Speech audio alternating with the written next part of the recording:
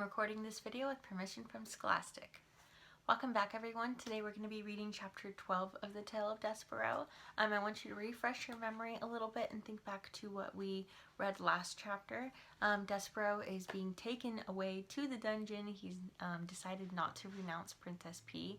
And we learned at the very end of the chapter that there might not be such a thing as happily ever after, and he's still willing to stand up for the princess. So that's where we've left off. So let's get started with chapter 12. The sound of the drum changed again. The final tat disappeared, and it became nothing but boom, boom, boom, boom, boom, boom, boom. Lester used only his tail, bringing it down with great force and seriousness upon the drum. The threadmaster retreated.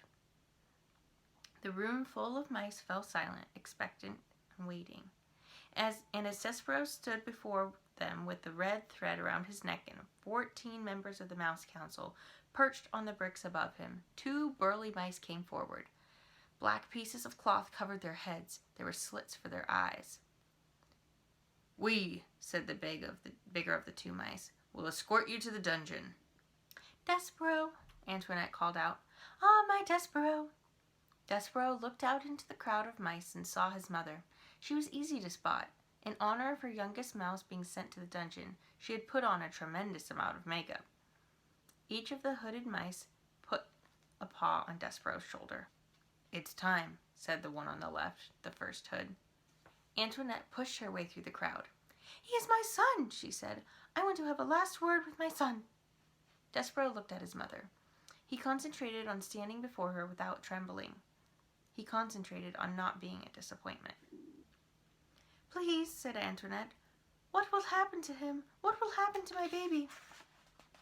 "Ma'am," said the first hood. His voice was deep and slow. "You don't want to know." "I want to know. I want to know. He is my child, the child of my heart, the last of my mice babies." The hooded mice said nothing. "Tell me," said Antoinette. "The rats," said the first. "The rats," said the second. Yes, oh, the rats. What of them?" "The rats will eat him," said the second hood. "Ah," said Antoinette, "mon Dieu." At the thought of being eaten by rats, Despereaux forgot about being brave. He forgot about not being a disappointment. He felt himself heading into another faint. But his mother, who had an excellent sense of dramatic timing, beat him to it. She executed a beautiful, flawless swoon, landing right on Despereaux's feet. "Now you've done it," said the first hood. "It doesn't matter," said the second.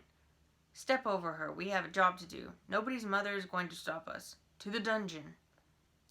"To the dungeon," repeated the first hood.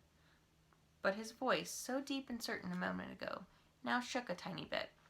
He put a paw on Despereaux and tugged him forward, and the two hoods and Despereaux stepped over Antoinette. The crowd parted. The mice began to chant again. "To the dungeon! To the dungeon! To the dungeon!" The drumbeat continued. Boom, boom, boom, boom, boom, boom. And Despereaux was led away. At the last moment, Antoinette came out of her faint and shouted one word to her child. That word, reader, was adieu. Do you know the definition of adieu? Don't bother with the dictionary. I will tell you. Adieu is the French word for farewell. Farewell is not a word you would like to hear from your mother as you were being led to the dungeon by 2 oversized mice in black hoods. Words that you would like to hear are, "Take me instead. I will go to the dungeon in my son's place." There's a great deal of comfort in those words. But reader, there's no comfort in the word farewell, even if you say it in French.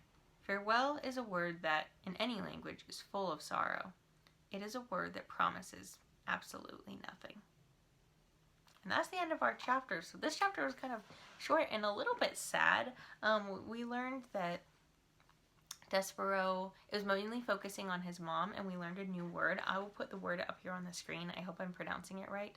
I don't speak French, but the word is adieu, and that word means farewell. And so I like, again, this author included a spot where she talked directly to the reader, and not just narrating the story, but she says reader and pulls us in, and says that farewell doesn't promise anything. And so the mom's not saying, I will fight for you. She's saying, bye, probably will never see you again. You're going to go get eaten by rats. I mean, that's kind of what she's saying. And so this is a little bit sadder of a chapter. I'm sorry about that. But I'm sure Despereaux will pull through at some point. We still got a decent amount of this book left, so he can't get eaten by rats right away. Maybe make a prediction based on what we learned here. We can see, like, do you think Despereaux's mom's going to be a part of the story later on? I mean, she is. She is given a whole chapter here, mainly focusing on her. But I don't know. She also doesn't seem to care too much about him and is kind of saying adios. So we'll see what happens. Tune into our next video, and I'll see you then. Bye.